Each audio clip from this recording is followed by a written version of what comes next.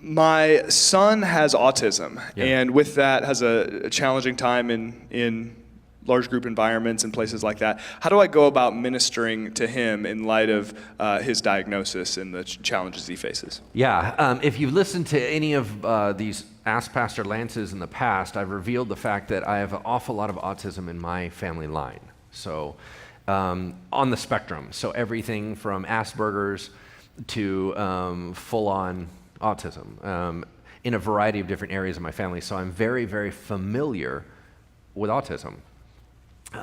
My response would be it's the same thing that you would minister to anybody else. Appropriate ministry is to minister to a person in a manner they can receive, right? So for example, you say, well, how do you minister to kids? In a manner they can receive. How do you minister to adults? In a manner they can receive. How do you minister to people in a different ethnicity? In a manner that they can receive, right? It's always the same answer. So the question is, what manner may he receive? Okay, so let's say he's on the spectrum where he's brilliant in school, academically extraordinary, which is very common, but socially struggling. That is a very, very common place that people find themselves. Then most of your ministry is encouragement. Most of your ministry is helping him understand that he is valuable, because when he operates outside of your house, people misunderstand him. And when you live in a world of misunderstanding, you feel very, very lonely. So it's a lot of encouragement, almost like you're putting it into a black hole. Like you're going, does any of this stuff matter? It does. It matters today. And guess what you're going to do? You're going to do it again later. And then you're going to do it again later. If they're further on the spectrum to where there is an inability to reconcile things in life, so you're further on that autism scale, that is much more of a minister to needs and minister by reducing the anxiety and the frustrations. Super hard, right? But you're ministering to a lot of their emotions without being able to talk to them very much, okay? The other thing is you have to look, a lot of people on the autistic spectrum do not like to be touched. It is agitating, because it crosses personal boundaries and they don't understand the purpose of why you're doing it. So sometimes we tend to love people in a way that actually isn't very nice. You go, let me hug you. That's not, hey, let's not do that, right? And you're going, but that's how I want to be loved. Yeah, but you're not them. Please love them for them. What do they find soothing and peaceful?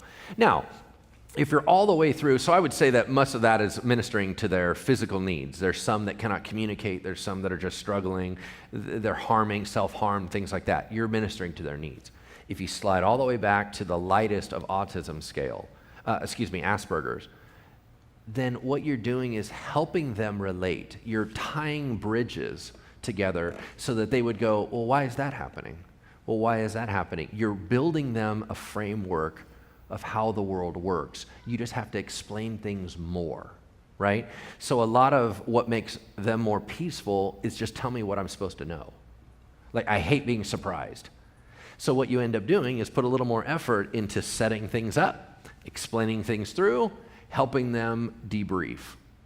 So anyway, those are just some thoughts. Sorry, I'm not an expert. Unfortunately, that is just something pretty heavily around me most of the time. Well, and it just raises the broader question of just the recognition that people are not like us, that there are how many of us in this room and how many of us are just different.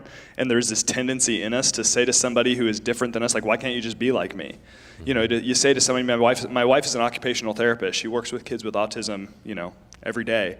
And you think about, someone who has autism or someone who has Asperger's, and you say like, oh, why don't you come with me to missional community or something? And you don't understand why they don't want to do that. Well, if a knife juggler came up to you and said, let's go juggle knives together, you'd be like, that sounds very painful and difficult. But they'd be like, what? I do this all the time, right? I mean, that's a silly example. But the point is, like, we just don't understand. If you're not on the spectrum, it's hard to understand how difficult, that is. So I think there's room for us to have to realize, okay, how is another individual going to respond to this situation, and how can I bring, kind of like you said, comfort and peace and reduce agitation? Thankfully, nowadays, there's shows like The Good Doctor that is about autism, and then even some other shows, they have autistic cast members. They're not autistic, but they play an autistic person.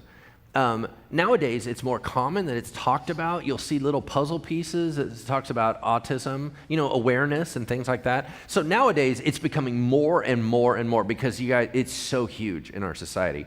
But it's becoming more talked about. Back in the day, there wasn't anything said about it. And the first time I ever had an idea about the gap between someone that views the world through autism was through a book called The Curious Case of the Dog in the Nighttime. Super weird title.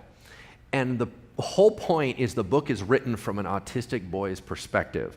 The dog dies, somebody killed the dog, and it just throws his whole world off, and he tries to journey through and figure it out. But what it does is it shows you how they interact with the world, what it means to them. And it was the first time I ever saw this gap, and I went, wow, I had